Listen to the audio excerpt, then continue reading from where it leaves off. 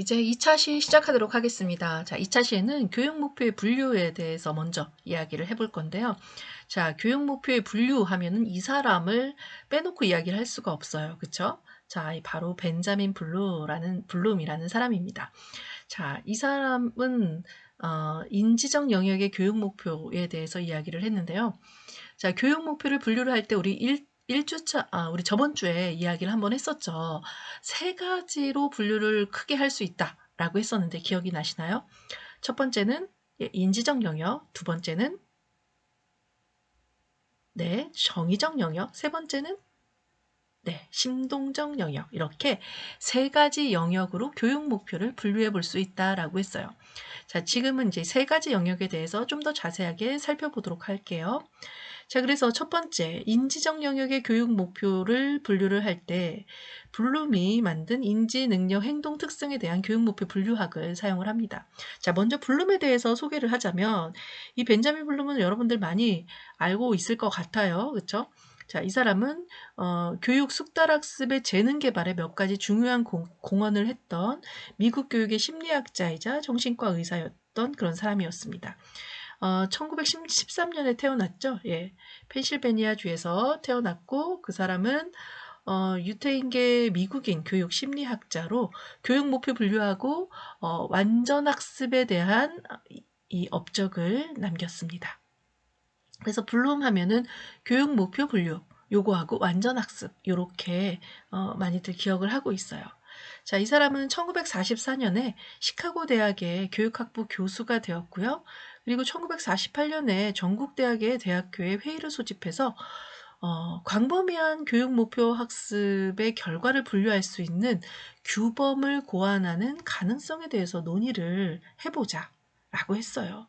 그래서 블룸은 교육적 목표는 인지적인 복합성에 따라서 구성이 될 수 있다라고 가정을 했습니다. 그래서 그의 관심은 뭐에 있었냐면 이 사람의 관심은 사고와 그 사고의 발달에 있었어요. 그래서 브로더라는 그 같은 연구원과 함께 이러한 작업을 함께 하면서 대학생들의 사고 과정에 대한 연구를 진행했었는데요. 그때 이제 소리내어 생각하기 라는 프로토콜을 사용해서 이 블랙박스, 우리 사고 과정하는 사고가 처리되는 이 블랙박스에 대해서 통찰하는 이제 중요한 기반을 마련했던 사람이었습니다. 자, 완전학습이라고 하는 거는 그러면 뭔지 한번 좀 살펴볼까요? 예. 완전학습이라고 하는 것의 수업의 7가지, 완전학습을 위한 수업의 7가지 전략에 대해서 이야기를, 블룸이 주장을 했다라고 해요. 그래서 첫 번째는, 진단적 평가에 의한 선수학습에서의 결손의 보충을 지도해야 된다. 예. 완전학습을 위한 수업 전략이에요. 두 번째는 수업 목표를 명시해야 된다. 예. 세 번째는 적절한 학습의 단서를 제공을 해야 되고, 네 번째는 학생에 의한 반응, 연습, 예, 숙련되게 연습을 해야 된다는 얘기죠. 예, 연습 등을 참여를 강조를 해야 되고, 다섯 번째는 형성적 평가에 대한 체계적인 피드백, 평가를 하고 난 다음에 어떤 결과에 대한 체계적인 피드백을 제공을 해줘야 되고요. 여섯 번째는 이 평가에 입각한 적절한 교정 지도를 해줘야 되고, 일곱 번째는 소집단의 협력 학습을 실시해야 된다. 자, 이렇게 7가지의 수업 전략으로 완전 학습이 가능하다라고 이야기를 했어요. 그래서 블룸은 학생들을 어떻게 보았냐면, 학생이 가지고 있는 재능이라고 하는 거는 특별한 소수자에게만 제공되는 것이, 부여되는 것이 아니다. 교육과 양육으로서 충분히 발전될 수 있다라고 보았습니다. 자, 이렇게 블룸이 만든 그러면 블룸스 텍사노미를 한번 살펴볼까요? 예. 자, 블룸의 텍사노미를 살펴보면 지식 이해 적용 분석 종합 평가. 우리 이 내용을 여러분들 너무나도 많이 들었을 것 같다라고 생각을 해요. 그래서 지식의 수준은 난이도가 있다라고 가정을 해서 지적 행위의 습득 단계를 이렇게 지식 이해 적용 분석 종합 평가로 위계적으로 이렇게 흐름을 제시를 한 거였고요. 그래서 여기에 보시면 단순 정신 능력, 블룸이 지적 행동의 교수 목표를 단순 정신 능력에서 고등 정신 능력까지 구분하고 분류해서 이렇게 위계화 시켜 놓았습니다. 자, 조금 더 자세하게 한번 살펴볼게요. 자, 그러면 지식부터 한번 살펴볼게요. 자, 지식이라고 하는 거는 여기에 보시면 어떤 현상이나 사실에 대한 그 자체, 어떤 팩트를 얘기를 하는 거죠. 그래서 삼각형이 합동이 되는 조건을 들어라. 뭐 지식 들려주는 5곡의 음악을 듣고 곡의 명칭을 차례대로 적어봐라. 예, 이런 걸 나타내는 거를 우리 지식이라고 얘기하고요. 이해를 볼까요? 자, 이해는 전달된 지식을 받아들이는 거를 이해라고 하는데, 뭐 예를 들면은 물가를 나타내는 도표를 보고 그것을 글로 해석하거나 말로 발표하고 설명해라. 이해해야지 내가 말로 설명할 수 있잖아요. 자료에서 주어진 경향과 조건을 해독하고 주어진 것을 넘어서 그것을 추측할 수 있는 능력, 요거를 이해라고 보고 있습니다. 적용을 한번 또 볼게요. 자, 적용이라고 하는 건 이해한 지식을 일반적 상황이나 특수 상황에 응용하는 지적인 능력이라고 그래요. 그래서 문법에 맞게 아이디어를 구두나 문장으로 제시할 수 있는 능력. 그래서 예를 들어서 보면 시장 가격에 관한 원리를 주식 거래에 응용할 수도 있다. 그리고 지각 변동의 법칙을 응용해서 우리나라 해안선의 형성을 설명할 수 있다. 뭔가 다른 데에 적용시켜 보는 거죠. 예. 그리고 분석. 자, 분석은 사실이나 현상을 구성 요소로 분해하고 요소 간의 관계와 조직 방법을 발견하는 능력이라고 그래요. 자, 분석을 보면 이거는 하위 요소로 분석을 해볼 수 있느냐라고 하는 거예요. 그래서 관계의 분석력과 조직 원리의 분석력으로 이렇게 나눠서 보고 있는데, 관계의 분석력에서는 어떤 원인과 결과 사이의 관계, 인과관계, 그리고 요소와 부분과 부분, 이런 것들에 대해서 분석할 수 있느냐, 계열성 및 논리적인 관계에 분석을 할 수 있느냐, 그리고 조직 원리의 분석력이라고 하는 거는 체계적으로 배열을 해볼 수 있느냐, 주어진 자료의 조직을 체계적으로 배열해 볼 수 있느냐, 그리고 구조를 분석할 수 있느냐, 구조적인 분석 능력까지 얘기하고 있습니다. 자, 그리고 통합해 볼게요. 통합은 여러 요소나 부분을 하나가 되도록 묶는 능력이에요. 그래서 하나가 되도록 묶어서 종합하는 능력을 우리 이야기하고 있는 거죠. 그래서 새로운 것을 내가 지금 알고 있는 지식을 바탕으로 해서 요소들을 묶어보면서 새로운 것을 창안할 수 있는 능력, 독특한 의사 전달, 자료의 창안, 그리고 조작의 계획, 절차, 창안 능력, 추상적인 관계의 추출 능력, 뭔가 새로운 것을 만들어내는 능력을 얘기를 하는 거죠. 자, 그리고 평가를 볼게요. 자, 평가는 문제 해결 방법, 작품, 소재 등에 대한 가치 판단으로 비판력과 판단력 같은 것들을 포함하고 있습니다. 내적 증거에 의한 판단, 뭐 외적 증거, 어떤 증거가 있을 때, 내적 증거가 있을 때의 판단, 외적 증거가 있을 때의 판단에 대해서 이야기하는 거죠. 그래서 내적 증거는 이제 의사소통의 정확성과 일관성을 판단하는 능력. 예. 그리고 외적 증거에 의한 판단은 설정된 증거에 의해 자료, 사물, 정책 등을 판단하는 능력. 예, 이런 판단 누가 많이 하나요? 비판과 판단. 예. 이거는 정책을 결정하는 권력을 가진 사람들이 좀 많이 하죠. 그렇죠? 특히 뭐 정치계 국회의원들이나 이런 사람들이 어떠한 비판을 하고 그것에 대한 판단을 하고 주장을 하고 하는 역할들을 하죠. 자, 그래서 조금 더 뭐 이 판단에 대한 이 평가에 대한 예를 좀 살펴보면은 내적 증거에 의한 판단의 예로 볼 수 있는 게 문헌이나 작품의 논의의 일관성과 논리 및 구성의 일관성이라는 관점에서 판단하는 것, 주장 중에 어떤 사람이 막 주장하고 있는 것에 비판적인 사고로 그 사람의 어떤 오류를 지적을 하고 그리고 다른 새로운 어떤 주장을 할 수도 있는 그런 것들을 얘기하죠. 그리고 외적 증거에 의한 판단에 보면은 예를 보면 국가의 기능과 관련해서 전통적인 신념, 제도, 행동 유형을 비판적으로 판단할 수 있다. 그래서 국제적인 수준에서 현대 정치의 발전을 평가할 수 있는 것. 예. 이런 것이 이제 외적 증거에 의한 판단이라고 볼 수 있어요. 좀 더 자세히 더 살펴볼까요? 자, 지금 이제 이렇게 6가지의 교육 분류의 목표에 그 우리가 행동형 동사로 나타낼 때는 그럼 어떻게 될까? 한번 살펴보면, 자, 여기 옆에 보시면 지식 같은 경우는 정보를 생각해내기, 뭐 기억하기, 정의하기, 조정하기, 목록화하기 이런 그 동사로 나타낼 수 있고요. 이해라고 하는 거는 분류하기, 설명하기, 위치 정하기, 인지 정하기, 선정하기. 자, 이런 것들로 나타내 볼 수 있습니다. 그리고 적용이라고 하는 거는 선택하기, 예시 들기, 극화하기, 해결하기, 활용하기. 분석도 볼까요? 감정하기, 계산하기, 비판하기, 조사하기, 질문하기. 자, 통합, 종합, 통합 부분은 순서를 정하기, 수집하기, 만들어내기, 개발하기, 관리하기, 조직하기, 계획하기. 평가는 주장하기, 평가하기, 비교하기, 예측하기, 증거를 제시하기. 예. 자, 이런 식으로 이제 동사형으로 나타내 볼 수 있습니다. 그런데 오늘날 우리가 이 블룸의 교육 목표 분류학을 요거보다는 이제 좀 개정된 판을 사용을 많이 하고 있어요.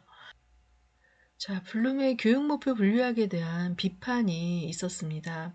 이 비판에서는 지적 기능 위계로 하위 위계인 단순 정신 능력이 충족되어야 이 상위 고등 정신 능력으로 전이가 가능하다라고 블룸은 주장을 하였는데, 그 하위 능력이 충족되지 않아도 상위 능력이 발휘될 수 있다라고 비판을 하였어요. 그래서 마르자노라는 사람이 이제 비판을 2000년에 들어오면서 하였는데요. 그래서 계층적 분류표에서 이해는 지식을 요구하고, 그리고 적용은 이해와 지식을 요구하는 식으로 각각의 역량이 그 아래의 역량들로 구성되어야 한다라고 되어 있는데, 복잡한 프로젝트 같은 경우는 다른 것들보다 이러한 과정에 한 가지를 요구할 수 있다라고 이야기를 했고요.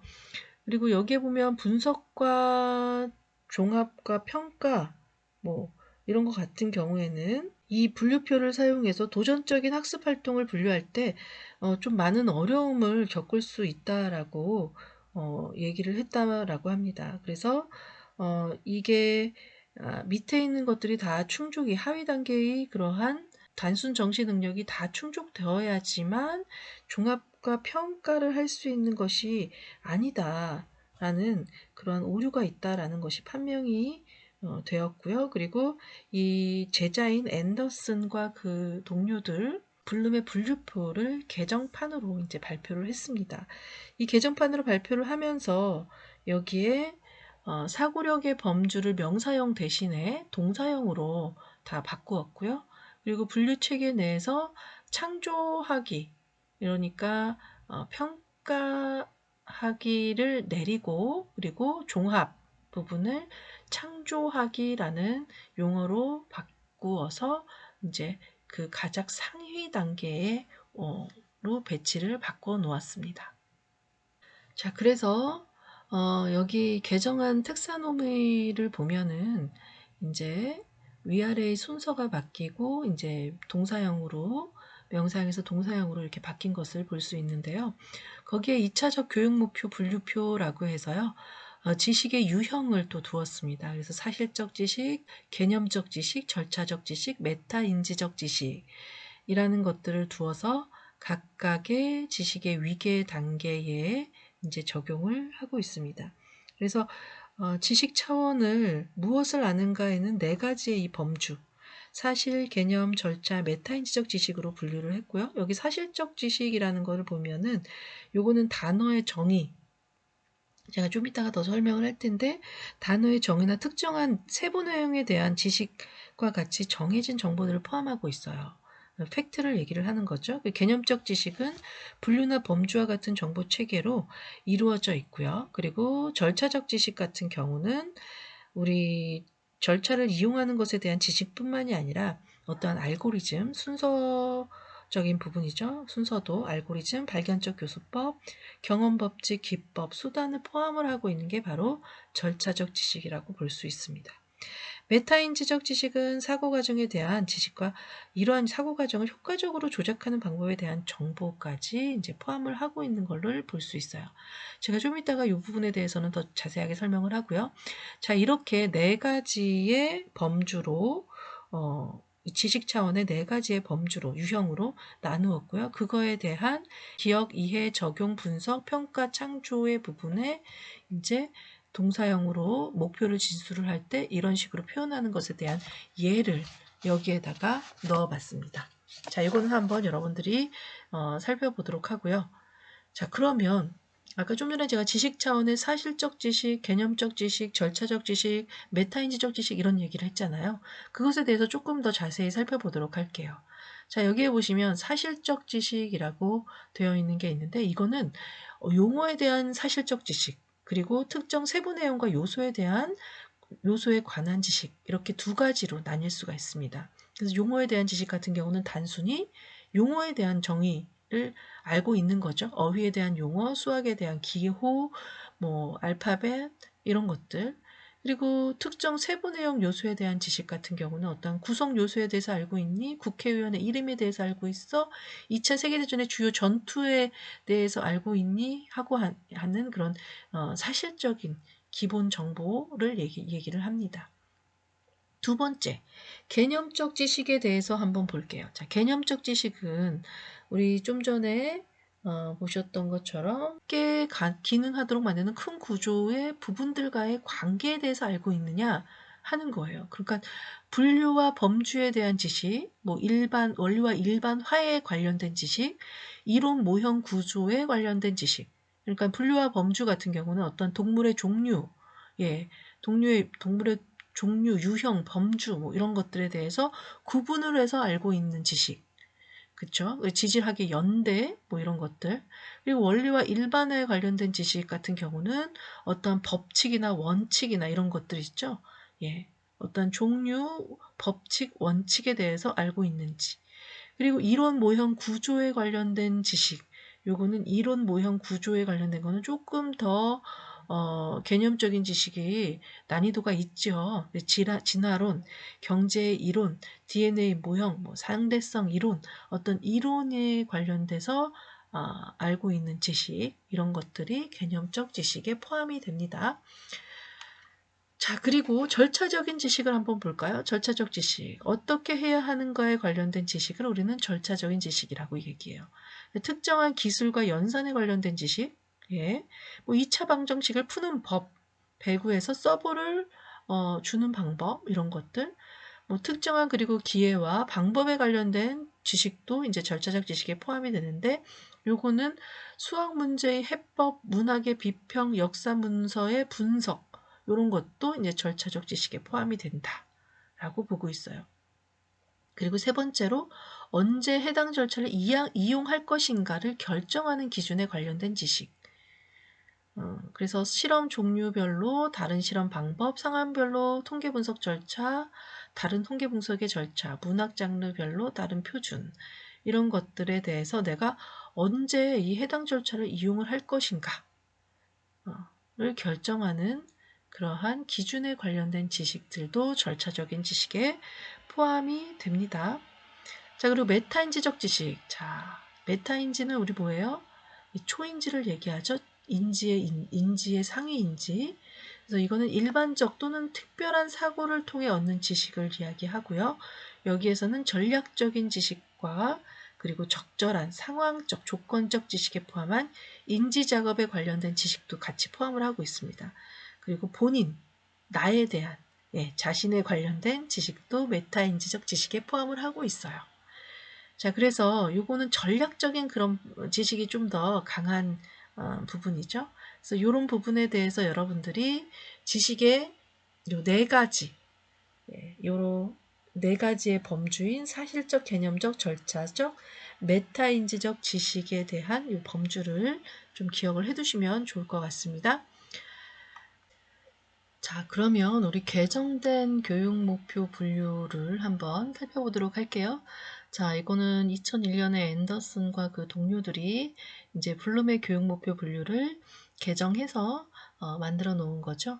자, 차이점은 아까 동사형으로 표시를 했다라고 했습니다. 그리고 평가와 창조하기 이 부분이 두 개가 위치가 변해 있죠. 자, 첫 번째 보면은 이제 기억하기. 기억하기에 보면은 이 기억은 기억 속에서 올바른 정보를 이끌어내는 것이다 라고 이야기를 하고 있고요. 그 안에 인식과 상기하기를 두고 있어요. 인식하기는 내가 뭐 이등변 삼각형을 찾는다던가 뭐 양서류표에서 개구리를 식별하기라던가 뭔가를 골라내고 선택하고 하는 부분. 그리고 이제 상기하기라고 하는 것은 뭐예요? 뭔가를 이전에 공부를 했었던 것을 한번 회상해서 기억해서 가지고 오는 걸 얘기하는 거죠. 그래서 여성 요리학과 3명의 이름을 기억해서 한번 적어보세요. 구구단표를 적어보세요. 뭐 이런 거를 상기하기라고 얘기합니다. 인지 과정의 가장 첫 번째 기억하기라는 거고요. 두 번째 이해하기라고 있습니다. 자, 이해하기는 교육 자료나 경험에서 의미를 만들어내는 것이다 라고 얘기하고 있어요. 그래서 요거는 조금 더 복잡한데 해석하기, 예증하기, 분류하기, 요약하기, 추론하기, 비교하기, 설명하기 이렇게 7가지로 이야기를 하고 있습니다. 그래서 몇 가지만 볼게요. 우리 분류하기라고 하는 것 같은 경우는 짝홀수 구분한다 라든가 아니면은 분류를 해서 내가 정부 뭐 현대 아프리카 국가의 정부 유형을 분류를 해서 목록을 만들어 본다 라든가 동물들을 종별로 묶어서 본다던가 뭐 이런 것들을 우리 분류하기라고 하고요. 자, 요약하기는 아시죠? 요약하기는 내가 키워드로 그걸 내용을 표현을 해본다던가 아니면 핵심된 요약 내용들만 나열을 해서 썸머리 해주는 거 이런 것들을 얘기하는 거죠. 자, 그리고 이제 비교하기 이거는 이제 어떤 심장과 펌프가 어떻게 비슷한 이제 우리 물리적인 펌프와 우리 몸속에 있는 심장이 어떤 것과 비슷한지 설명을 해봐라 뭐 하는 거. 그리고 차이점과 유사점, 비슷한 점을 들어서 내가 비교하면서 이야기하는 거. 이런 것들을 우린 비교하기라고 볼 수 있어요. 이런 것들이 전부 다 뭘 바탕으로 해야지만 가능한 것들이에요? 이해를 해야지만 가능한 것들이죠. 자, 그래서 이런 걸 할 수 있으면 너 이해했구나 라고 우리가 판단을 할 수 있다는 거죠. 자, 세 번째로 이제 응용하기를 볼게요. 응용하기는 배운 과정을 이제 적용을 해보는 것을 우리 응용하기라고 해요. 여기에는 이제 실행과 이행이라는 게 있는데 실행하는 거는 내가 배운 것을 그대로 그냥 해보는 거를 얘기를 하는 거고 이행하기라고 하는 거는 좀 더 실질적인 부분에 있어서 내가 해보는 걸 얘기해요. 두 개 다 내가 적용하는 거는 마찬가지 똑같지만 이행하기는 내가 좀 더 실제 내가 해볼 수 있는 실제적인 것들 그런 것들은 내가 해보는 것을 이행하기라고 표현을 하고 있는 거죠. 자, 그 다음에 이제 네 번째로 분석하기가 있어요. 분석하기는 차별화할 수 있는지, 체계화할 수 있는지, 특성화할 수 있는지에 대해서 3가지로 이렇게 이야기를 하고 있어요. 요거는 개념을 부분으로 나누고, 부분을 전체에 어떻게 연관되어 있는지를 기술할 수 있느냐 하는 거예요. 그러니까 전체를 보는 눈이 있느냐, 전체 속에서 이 개념, 세세한 개념들과의 연관성을 알아볼 수 있느냐, 뭐 이런 것들을 얘기하는 거겠죠. 그래서 그거를 이제 차별화, 체계화, 특성화의 3가지의 관점에서 다시 또 얘기를 하고 있습니다. 자, 그리고 이제 마지막으로 평가하기, 창조하기를 볼게요.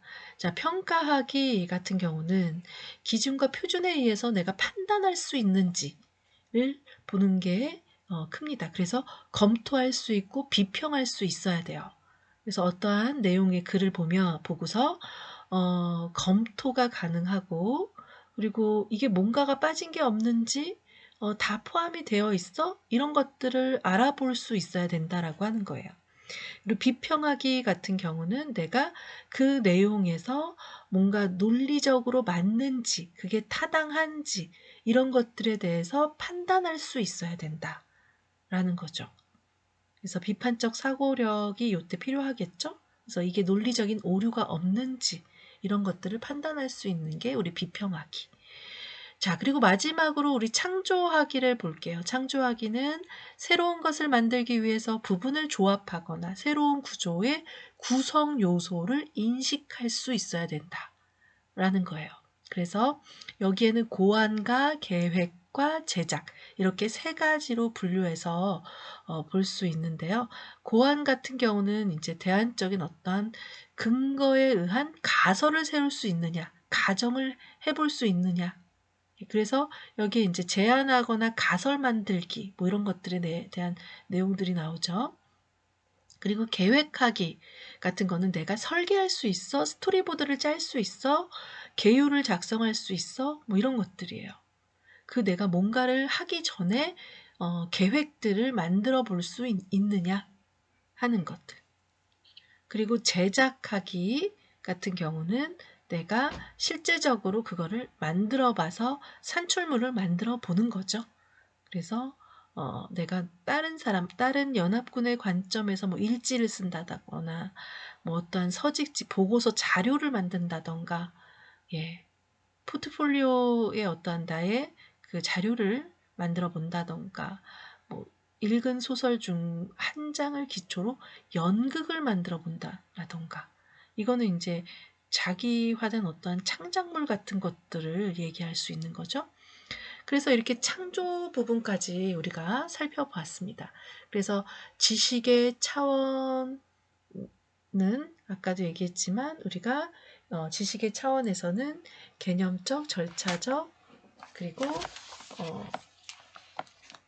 메타인지적, 사실적 뭐 이러한 차원들이 있고 사실, 개념, 절차, 메타인지의 차원이 있고 그리고 그 안에 인지적인 위계의 관계에서는 기억하기, 이해하기, 응용하기, 분석하기, 평가하기, 창조하기의 위계가 있다라고 로린 랜더슨과 그의 동료들이 같이 이렇게 새로 개정판으로 만들어 놓은 교육 목표 분류예요. 요거를 이제 잘 기억을 해 두시고요. 자, 그러면 아까 처음에 교육 목표를 분류할 때 세 가지로 분류를 한다라고 얘기를 했죠. 두 번째, 정의적 영역의 교육 목표입니다. 정의적 영역은 우리가 인성, 가치관, 도덕성, 그리고 흥미와 같은 이런 정서적인 측면을 이야기를 하고 있어요. 그래서 요거는 우리 정서적인 요 측면 부분에서는 이제 감수, 반응, 가치화, 조직화, 인격화의 단계로 고러한 위계로 우리가 나누어서 생각해 볼 수 있다라고 이야기를 하죠. 크레스웰과 블룸과 머지않은 이 정의적 행동 특성이 개인이 내면화하는 정도에 따라서 이렇게 5가지로 볼 수 있다. 예, 라고 이야기를 하고 있습니다. 그럼 이 5가지의 내면화하는 단계에 대해서 한번 또 살펴볼 필요가 있겠죠. 자, 어떻게 그럼 5가지의 단계를 거쳐서 정의적 행동 특성이 내면화가 되느냐? 첫 번째는 이제 감수라고 그래요. 감수라고 하는 거는 어떻게 보면 자극에 대한 내가 얼마나 민감한지, 민감성, 관심, 예, 이런 것들을 얘기합니다. 주의와 관심. 자, 그리고 반응이라는 게 또 있는데요. 이 반응은 관심의 수준을 넘어서 반응하는 것들을 이야기를 해요. 예, 좀 이따가 예를 들어서 또 얘기를 해볼게요. 자, 그리고 가치화라고 하는 것도 있어요. 가치화는 사물, 현상, 사실에 대한 판단과 평가 같은 것들을 이야기하는 거죠. 그리고 조직화는 가치 체계를 조직화하고 위계 관계를 나타내는 거. 요거를 우린 조직화 한다라고 얘기해요. 그리고 인격화가 마지막 단계예요. 자, 정의적 특성의 행동이 잘 우리가 교육이 되었는지 이 마지막 단계를 우린 인격화라고 들고 있는데 이 인격화는 가치 체계가 내면화가 되어 있느냐라는 것을 우리는 인격화라고 이야기를 합니다. 자, 그래서 감수, 반응, 가치화, 조직화, 인격화라고 이렇게 5가지의 단계를 이야기를 하고 있어요. 자, 첫 번째 감수부터 그럼 다시 살펴보면 감수라고 하는 거는 내가 진짜 감지하는 걸 얘기해요. 모든 사건에 관심을 갖고 얼마나 이거를 받아들이고 선택적으로 관심을 갖느냐라고 하는 자극에 대한 민감, 관심, 주변에 대한 관심, 이걸 이야기합니다. 두 번째, 그게 이제 받아들여졌으면 반응을 하는 건데요. 관심을 가지고 내가 민감하게 그거를 감지를 하였어요. 그러면은 그거를 얼마나 반응을 할 수 있느냐라고 하는 거예요. 그래서 만약에 어린아이가 넘어진 것을 보고 관심을 이렇게 표현을 했다? 요거는 감수라고 볼 수 있죠. 인지하고 관심을 표현한 거는 감수라고 볼 수 있고요. 그 어린아이를 일으켜주고 일어나 이렇게 이야기를 한다던가 아니면은 그냥 보고도 모르는 척하고 지나간다던가 이거는 반응을 한다라고 볼 수 있어요. 그래서 일으켜준다거나 일어나라고 이야기를 한다던가 모르는 척 지나간다. 이런 거는 그거에 대한 관심을 보인 것에 대해 내가 어떠한 반응을 보이느냐 하는 것을 이야기를 합니다. 자, 그리고 가치화. 그 다음에 이제 가치화라는 것을 세 번째 단계로 이야기를 하는데요. 이 가치화는 여러 가지 사건과 현상 중에서 어떤 것이 가치가 있는 것을 구분할 줄 아는 거예요. 그래서 구분해서 판단을 할 수 있는 걸 얘기해요. 그래서 만약에 예를 들어서 좀 전에 얘기했던 뭐 아이가 넘어졌어요. 자, 이 넘어진 것에 대해서 관심을 가지고 아이를 일으켜줬어요. 일으켜줬더니 아이가 어떻게 됐어요? 막 이게 무릎이 까져가지고 피가 막 철철철 나고 있어요. 예. 그럴 때 내가 지금 약속 시간을 지켜서 지금 빨리 가야 되기는 하는데 우리 아이의 이, 이 닫혀있는 상황을 그냥 보고 지나가느냐 아니면 이 아이를 좀 이렇게 병원이나 약국에 데려다주고 얘를 이제 치료하는 것을 좀 도와주고 가느냐 이거는 이제 내가 어떤 거에 가치 판단을 부여해서 한다라고 볼 수 있거든요. 자, 요즘에 그 나오는 드라마에서 보면은 그 최강이 나오는 드라마에 안녕 나야라고 있죠.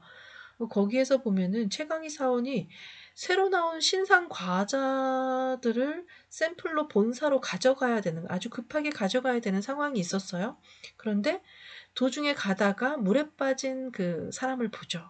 그래서 어떠한 그 행동을 보였냐면 그 물에 빠진 사람을 보고 신상 과자들, 샘플로 나온 과자 봉지들을 다 엮어서 튜브를 만든 다음에 그 사람에게 던져서 구해주죠. 예. 그래서 바로 이런 행위들, 이 사람은 최강희는 어떤 것이 더 가치가 있느냐라고 생각을 했을 때 사람을 구하는 게 더 가치가 있다라고 판단한 거죠. 그래서 이렇게 가치를 부여하는 그러한 것들, 요런 것들을 이제 우리 가치화, 내가 판단하고 어떤 부분에 가치를 부여를 하는가라는 것을 가치화라고 이야기하고 있습니다. 자, 그리고 조직화의 단계가 있는데요. 이 조직화의 단계에서는 여러 행위와 사건들에 따라서 각기 다른 가치가 다 각각 다르게 존재하겠죠. 이들 가치의 위계 질서를 정하는 행동 특성을 얘기해요. 그래서 내가 가치를 판단을 해야지만 이 조직화가 가능하겠죠. 가치 체계를 조직화해서 위계관계를 만들 수 있느냐. 자, 요거를 우리 조직화의 단계다라고 얘기를 합니다. 그 다음에 이제 인격화의 단계가 있어요. 자, 인격화의 단계에서는 내가 조직화하고 가치화 두었던 그런 것들이 나한테 내면화되어 있느냐라고 하는 거예요. 자, 그래서 이렇게 5가지의 단계로 이제 크레스웰과 블룸과 그리고 우리 마시아라는 이 학자들은 5가지의 단계로 정의적 교육 목표를 분류를 하고 있습니다. 자, 그러면 세 번째, 심동적 영역의 교육 목표의 분류를 한번 살펴볼까요? 자, 이거는 심슨이라는 사람이 1972년에 발표를 한 거고요. 또 정확하게 얘기하면은 원래는 5가지를 먼저 발표를 했다가 1966년에 수용, 태세, 유도 반응, 기계화, 복잡, 외현 반응까지 5단계를 먼저 심슨이 정하였어요. 그랬다가 72년도에 적응과 독창성을 추구하면서 7단계로 체계화한 교육 목표입니다. 자, 심동적인 교육 목표는 우리 저번에도 살펴봤지만 뭐예요? 신체적 행위를 통해서 신체적 능력과 기능을 발달시키는 것과 관계되어 있는 영역이다라고 볼 수 있죠. 그래서 지금 첫 번째 이제 수용이라는 단계, 첫 번째 단계, 자, 수용이라는 단계와 지각이라는 단계 같은 용어로 이렇게 쓰일 수가 있습니다. 그래서 감각기관을 통해서 대상과 대상의 특징 및 관계를 알아보는 과정이다라고 이야기하고 있죠. 그래서 요거는 여기 내용보다 조금 더 자세한 내용으로 뒤에서 한번 살펴볼게요. 자, 요거는 운동 행위를 수행하는데 가장 먼저 와야 할 단계예요. 그래서 감각기관을 통해서 내가 지각하는 과정을 얘기를 하는데, 만약에 예를 들면은 테니스를 배우기 위해서 내가 관심을 가지고 테니스 치는 사람을 볼 수 있죠. 공을 저렇게 왔다 갔다 하는구나. 자세는 저렇게 승마 자세로 해서 테니스를 치는구나. 라켓은 저렇게 잡는구나 하고 관심을 가지고 보는 단계예요. 두 번째, 이제 태세라고 하는 건데요. 자, 이 태세는 어떠한 특정한 행위나 경험을 하기 위한 예비적 적응 단계를 지칭하는 것으로요. 무엇을 행하기 이전에 정신적, 신경적, 운동적의 준비의 상태를 이야기를 합니다. 그래서 테니스를 배우기 위해서 간단한 복장과 가벼운 신발, 그리고 라켓, 내가 태도와 자세, 라켓을 준비하는 것들을 이야기를 해요. 자, 그래서 여기 2단계까지는 이제 태세가 준비됐느냐라고 하는 거고요. 세 번째 단계는 이제 유도 반응인데요. 유도 반응에서는 다른 사람의 지도, 유도에 의해 외연적 행위를 하도록 하는 단계로 우리가 우리 지도자나 교사들은 뭐를 하죠? 모범을 보이고 시범을 보이죠. 특히 심동적 영역에서는 신체적인 기능 발달을 위해서 시범을 보이는 경우가 많잖아요. 자, 그래서 시도나 이런 어떠한 모범을 보여줄 때에 그때 좀 이렇게 하나하나의 행위를 보면서 따라하는 단계라고 볼 수 있어요. 그래서 테니스 공을 넘기기 위해서 이런 자세로 이런 포즈로 이렇게 공을 치면 되겠구나라고 모범적인 행위를 보고서 따라해서 배우는 단계라고 볼 수 있습니다. 자, 그리고 네 번째 단계가 기계화인데요. 기계화 같은 경우는 내가 이게 유도 반응의 단계를 거쳐서 이게 어느 정도 익숙해진 단계예요. 그러한 기능적인 부분들이 익숙해져서 내가 상당한 수준의 자신감과 기능이 생긴 상태예요. 그래서 어떠한 상황에 따라서는 습관적으로 이 동작이 막 자동적으로 기계적으로 나타날 수도 있다라고 하는 거예요. 우리 운전이나 자전거 타기 어때요? 내가 어느 정도 처음에는 너무 이제 초긴장 상태에서 막 이 기능들을 배우지만 이게 어느 정도 일정한 수준이 지나고 나면은 자신감도 생기고 내가 어떤 때는 또 습관적으로 자동적으로 막 이렇게 하는 동작들이 나타나잖아요. 그래서 여기 이제 테니스를 예를 들어서 봤을 때에는 이 유도 반응, 어떠한 모범적으로 모델을 따라하는 그러한 단계들을 넘어서서 자연스럽게 테니스를 치게 되는 과정이고요. 이 단계에서는 공을 치는 자세가 습관적으로 승마 자세 이렇게 해야 됩니다. 막 유도 반응에서는 계속 그런 것들을 인지를 하면서 내가 신경을 쓰면서 자세를 유지를 하고 그랬었는데 이제는 습관적으로 그 자세가 고정이 돼서 안정감이 들면서 공을 좀 꽤 치네 이런 평가를 받게 되는 단계라고 하는 거죠. 자, 그 다음 단계, 5번째 단계의 복합 외현 반응의 단계인데요. 자, 이때는 예, 이때는 개인의 복잡한 운동 행위를 할 수 있게 되는 것뿐만이 아니라 자동적으로 그러한 행동들을 할 수 있는 것뿐만이 아니라 그 행위에도 노력이나 시간을 최소한으로 들어서 가장 유효하고 원활하게 할 수 있다라고 하는 단계예요. 그러니까 본인이 이게 기계적으로 몸에 익숙해져서요. 최소한의 힘으로 테니스 공을 신속 정확하게 보낼 수 있는 단계. 내가 약간 요령이 생기고 기능적으로 좀 이게 자동화돼서 어떤 나의 요령도 생기는 그런 단계를 얘기를 하는 거죠. 자, 그리고 이제 여섯 번째 단계인 적응 단계. 이때는 완전히 숙달이 됐어요. 그래서 내가 숙달 문제 상황이나 특수한 요구에 적합하게 숙달된 자세나 행위를 수정 또는 변화하는 단계. 내가 이거 해보니까 되게 숙달이 잘 돼서요. 나의 어떠한 그 행위 이렇게 하면은 좀 더 좀 나한테 좀 이렇게 하면 더 맞는 그 자세들이 있잖아요. 그래서 그런 행위의 수정 또는 변화 같은 것들을 나에 맞게 좀 해보는 단계인 거죠. 그래서 공이 만약에 왼쪽으로, 오른쪽이 아니라 왼쪽으로 왔어요. 그럴 때는 라켓을 허리 뒤로 돌려서 막 받아 넘긴다던가, 예, 이러한 단계, 예, 적응이 되어 있는 단계인 거죠. 자, 그리고 마지막 단계인 이제 독창성의 단계가 있어요. 자, 이 독창성의 단계에서는 개인의 독창적인 행동과 자세로 그 행위의 결과를 아주 최대화하는 단계입니다. 이 나의 창조적인 자세들이 나오는 거죠. 내가 잘 치는 일반적인 자세, 그런 일반적인 어떤 모범적인 자세에서 나만의 독특한 어떠한 자세나 행위들이 나타나게 되는 그러한 어떠한 단계입니다. 그래서 거의 마스터되는 단계이고 내가 어떠한 창의적인 어떤 행위까지 할 수 있는 그런 단계, 이게 바로 독창성의 단계, 마지막 단계입니다. 그래서 심동적 영역의 교육 목표 분류까지 이렇게 살펴봤습니다. 심동적 영역은 이렇게 7가지의 단계로 구분해서 얘기할 수 있고 위계적으로 수용의 단계부터 독창성의 단계까지 우리가 심동적 행동 특성을 분류해서 평가를 해볼 수가 있다라고 하는 거죠. 그러면 우리가 목표 진술에서 이제 교육 목표를 진술을 또 해야 되잖아요. 그 진술을 할 때 진술의 방식에 대해서 이야기를 해보도록 할게요. 자, 진술의 방식에는 타일러의 진술 방식과 그리고 여러분들 잘 알고 있는 이 메이거의 진술 방식이 있습니다. 그래서 타일러의 진술 방식에는 학습자가 주어가 되고요. 학습 내용이 목적어가 진술이 되고 그리고 도달해야 되는 그 내용이 행동적인 동사로 표시되는 진술 방식이에요. 우리가 이 타이거의 진술 방식을 많이 사용하죠.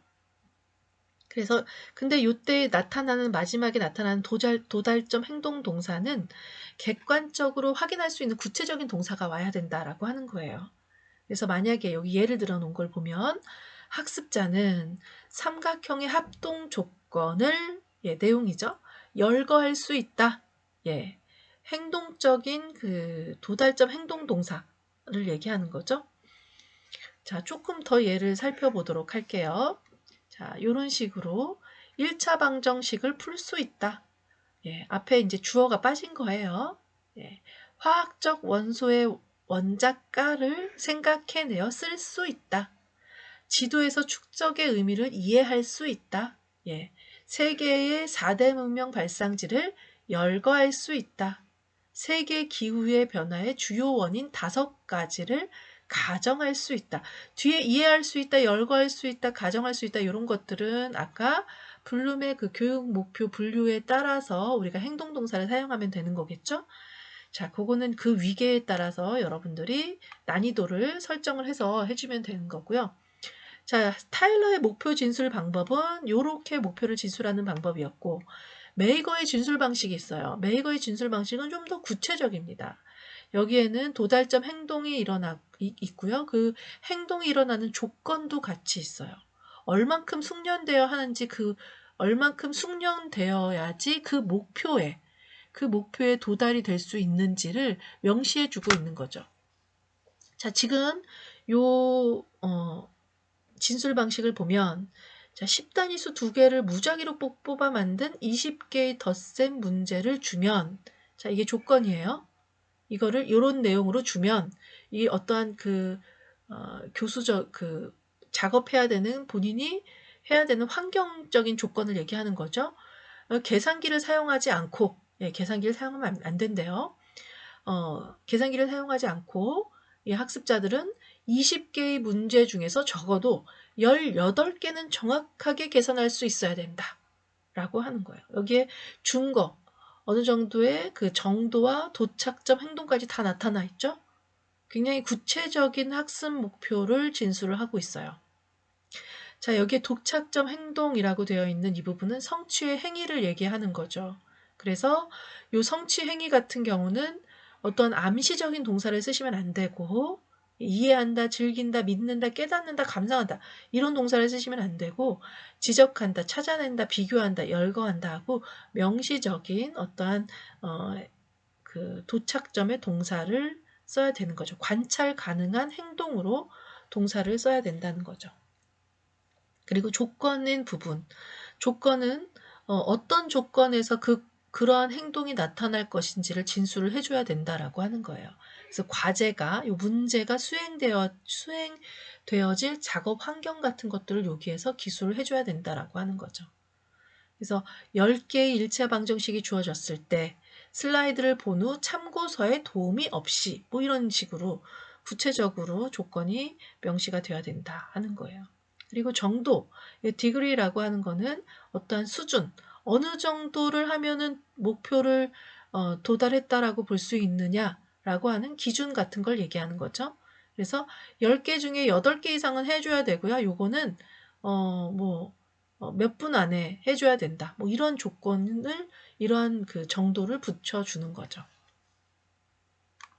그래서 조금 더 이런 목표 진술들을 살펴보면은 기후에 영향을 주는 요인의 목록들을 제시했을 때 요거는 이제 어떤 환경 조건을 얘기하는 거죠.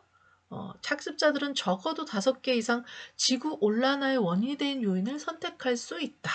5개 이상. 준 거 5개 이상 해야 된다는 거죠. 요인을 선택할 수 있다. 도착점 행동이죠. 자, 이런 식으로 목표의 진술이 메이거의 목표의 진술과 그리고 타일러의 목표의 진술이 조금 진술의 방식이 다르다라고 하는 것 기억을 해두시고요. 이거는 이제 교수자가 어떤 걸 선택해서 목표를 진술하느냐에 따라서 이제 사용하는 것들이 이제 달라지겠죠.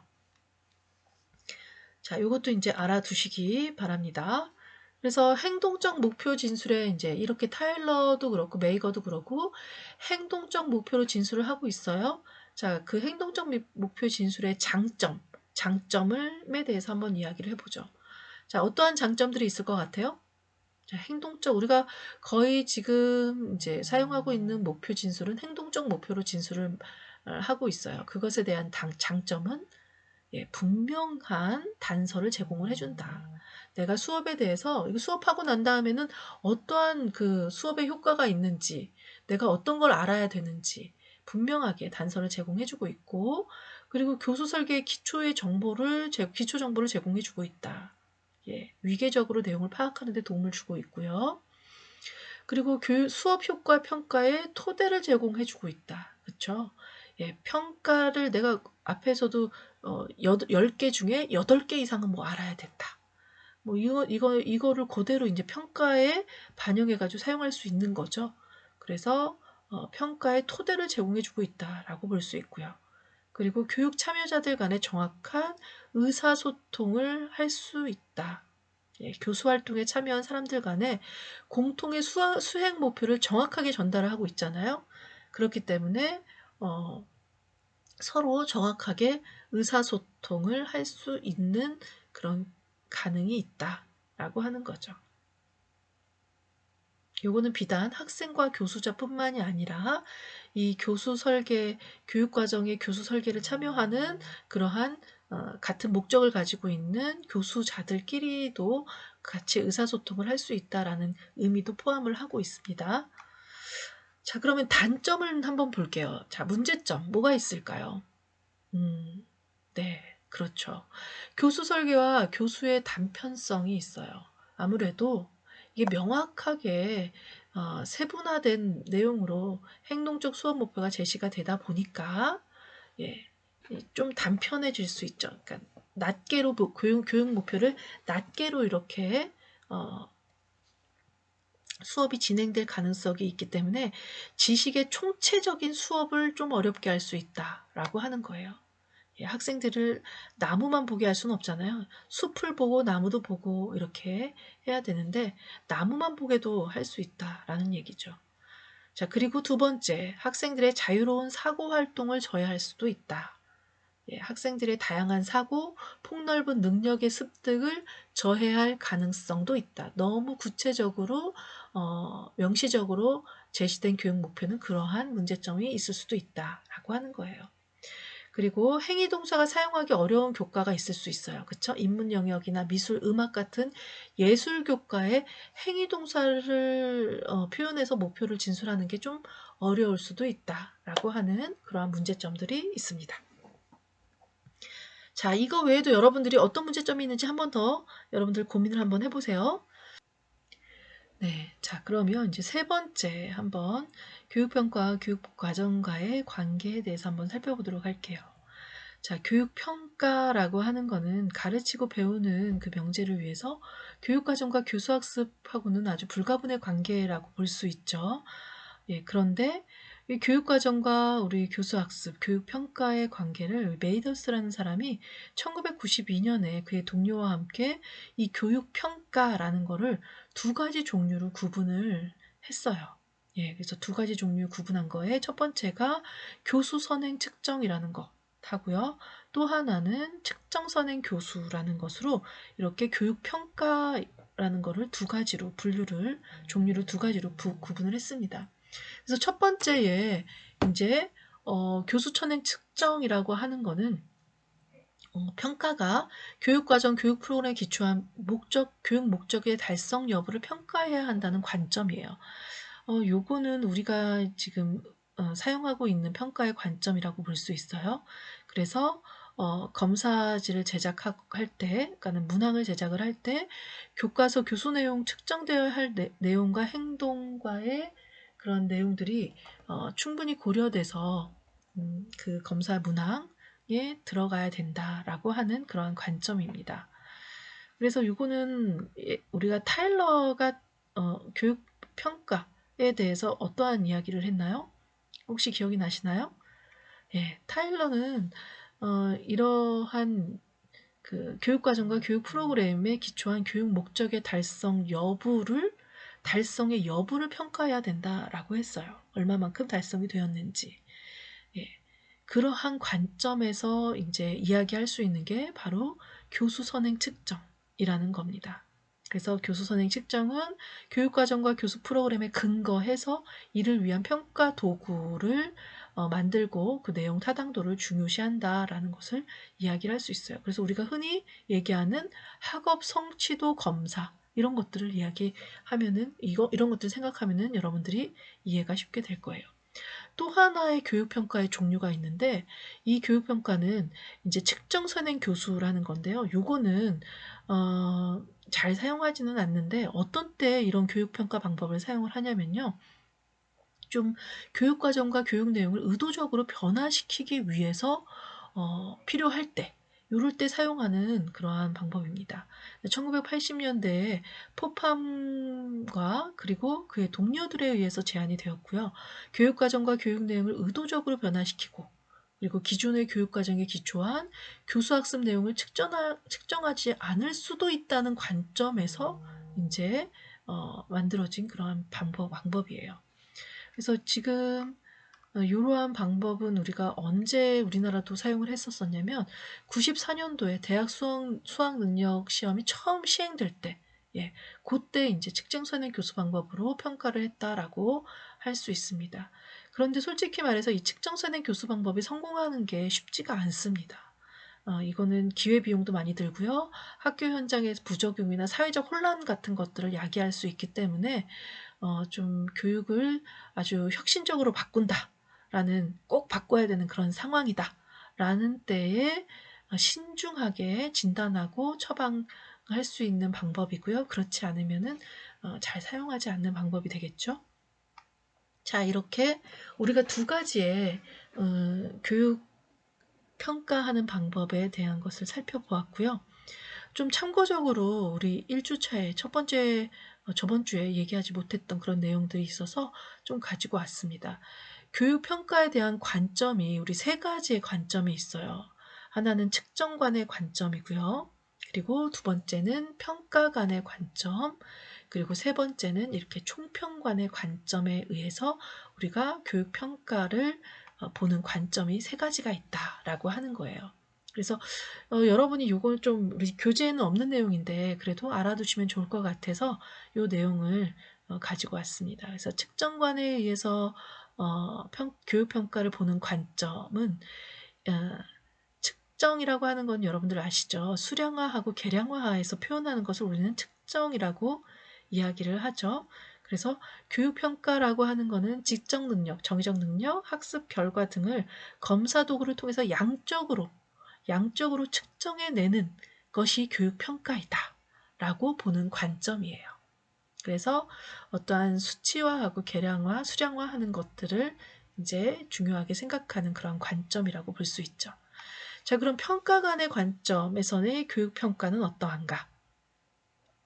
예, 평가관에서는 학습자는 변화 가능성인 존재이다 라는 것을 염두에 두고 있어요.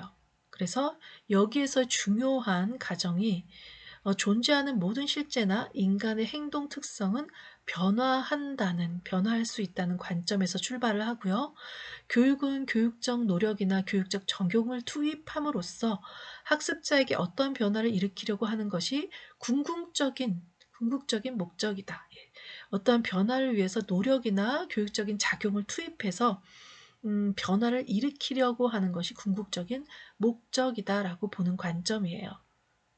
예, 그래서 평가가 학습자에게 일어난 다양한 변화를 판단할 수 있는 일련의 절차라고 볼 수 있다라고 하는 관점이 바로 평가관의 관점입니다. 여기에서의 환경, 평가관에서의 환경과 측정관에서의 환경을 보는 관점이 또 다른데요. 측정관에서는 환경을 오차 변인으로 많이 보고 있죠. 근데 평가관에서는 환경을 변화를 야기하는 학습자로부터 변화를 시켜줄 수 있도록 야기해주는 그러한 중요한 자원이라고 볼 수 있습니다.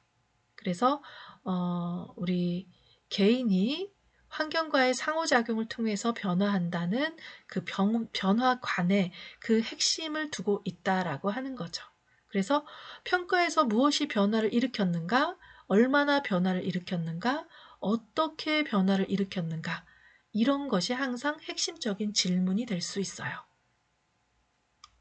자, 그리고 우리 마지막 총평관, 우리 교육평가를 보는 관점 중에 총평관이라는 것도 있어요.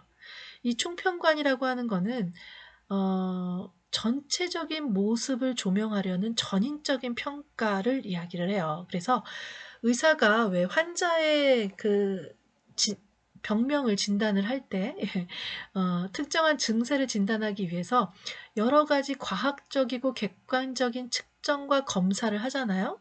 예, 그냥 진단하지 않죠.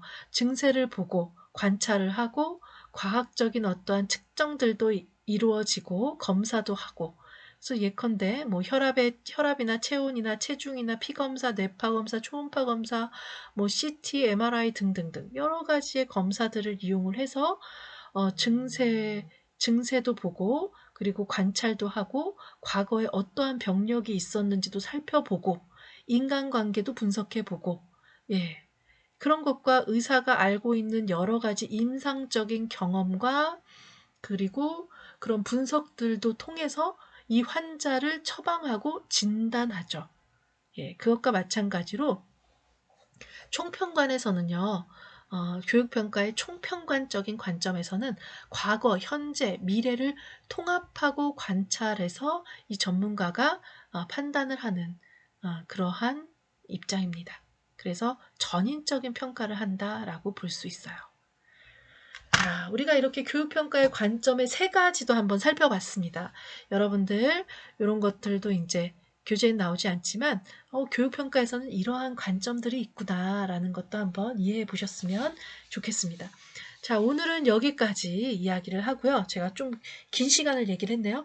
예, 이야기를 하고 우리가 다음 장에서 다음 주에는 세 번째 3장 교수학습 진행에 의한 평가에 대해서 또 이야기를 해보도록 하겠습니다. 자, 그리고 제가 숙제가 하나 있어요. 자, 이번 주에 숙제. 자, 이번 주에 숙제는요.